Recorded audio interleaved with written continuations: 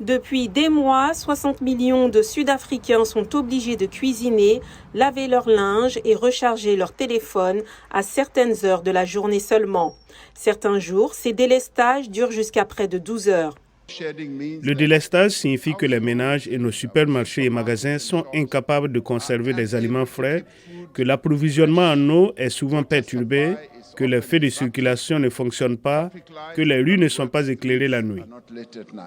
La pénurie d'électricité s'annonçait depuis des années en raison de retards dans la construction de nouvelles centrales électriques au charbon, du sabotage criminel et de la corruption. Jeudi soir au Cap, dans une ambiance tendue, devant plusieurs centaines de députés, juges, anciens présidents et invités, le président sud-africain a décrété l'état de catastrophe qui permettra de répondre à la crise, notamment en autorisant des procédures d'approvisionnement d'urgence avec moins de retard bureaucratique et moins de contrôle. Qu'est-ce qu'un état de catastrophe nous permettrait de faire?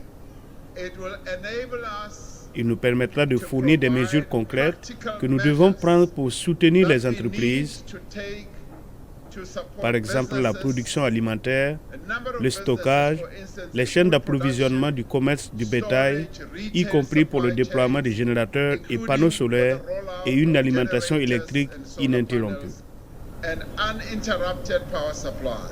En début de cérémonie, des membres du Parti radical de gauche combattant pour la liberté économique ont tenté d'interrompre la séance, mais ont été expulsés. Les Sud-Africains veulent de l'action. Ils veulent des solutions et ils veulent que le gouvernement travaille avec eux.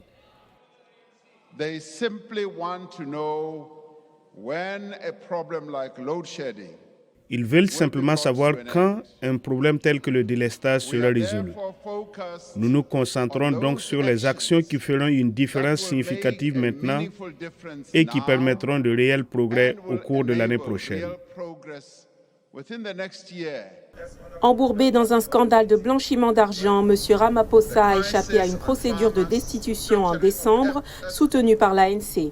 Une enquête de police est toujours en cours.